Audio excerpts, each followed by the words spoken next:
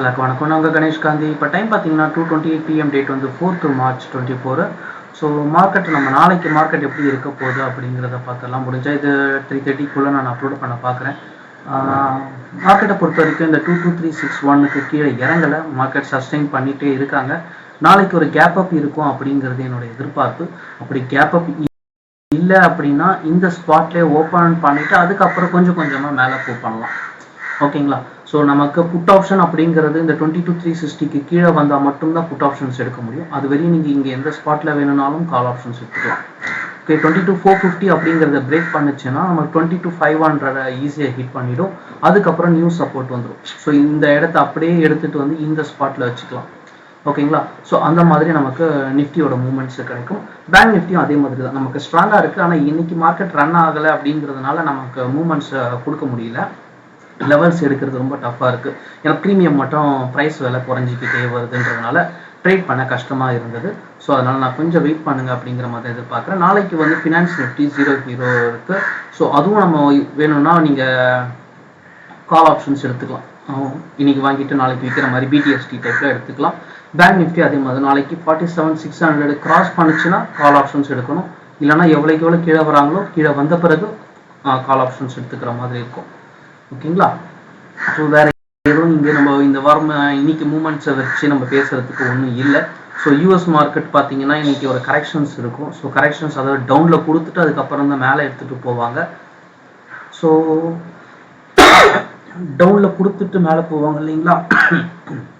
So crude oil பார்த்தீங்கன்னா அந்த நேரத்தில் நியூ டார்கெட்டை ரீச் பண்ண ட்ரை பண்ணணும்.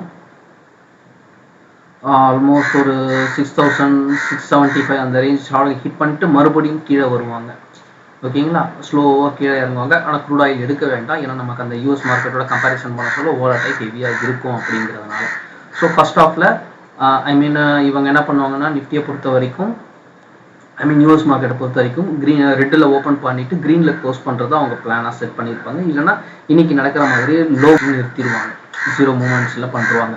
சப்போஸ் நிஃப்டி வந்து இந்த 22,450 கிராஸ் பண்ணலை இன்னைக்கு க்ளோசிங்கில் அப்போ அப்படின்னா மட்டும் நமக்கு மார்க்கெட்டில் வாலடைல் இருக்கும். அதாவது வர வாரங்கள் ஃபுல்லாகவே பெரிய மூவ்மெண்ட்ஸ் இருக்காது. சின்ன சின்ன ப்ராஃபிட்ஸில் நம்ம இந்த வெறும் 0 மட்டும் ட்ரேட் பண்ணி ப்ராஃபிட் பண்ணிவிட்டு எக்ஸிட் ஆகிற மாதிரி நம்ம பிளான் செட் பண்ணிக்கலாம். ப்ரீவியஸ் லெவல்ஸில் பார்த்தீங்கன்னா ரிகோ இண்டஸ்ட்ரீஸ் ஆக்டிவ் ஆகிருக்கு. 143 வரையும் போனாங்க. அதுக்கப்புறம் உங்களுக்கு ஒரு ஜுவல்லர்ஸ் ஒன்று போட்டோம், என்னது அது பிசி ஜுவல்லர்ஸ்ன்னு சொல்லி போட்டிருந்தேன். 60 மேலே கிராஸ் பண்ணால் பை பண்ணலாம் அப்படின்ட்டு. இப்போ 65 வந்திருக்காங்க. ஸோ அது என்ட்ரு ஆகிறவங்களும் என்ட்ரு ஆகலாம், புதுசாக என்ட்ரி ஆகிறவங்களும் ஆகலாம். சரிங்களா? மற்றது எல்லாமே நம்ம ஆல்மோஸ்ட் முடிஞ்சிடுச்சு. ஆல் கார்கோ மூவ்மெண்ட்ஸ் கொடுத்துருக்காங்க நல்லா. வேறு என்ன லெவல்ஸ் பார்த்தோம் நம்ம? ஆல் கார்கோ, இன்ஃபி பீமு அது எல்லாமே ஒரு மூவ்மெண்ட்ஸ் இருக்குது. வெயிட் பண்ணலாம். ஆல் கார்கோ ஆக்டிவ் ஆகிடுச்சு, இன்ஃபி பீம் இன்னும் ஆக்டிவ் ஆகலை.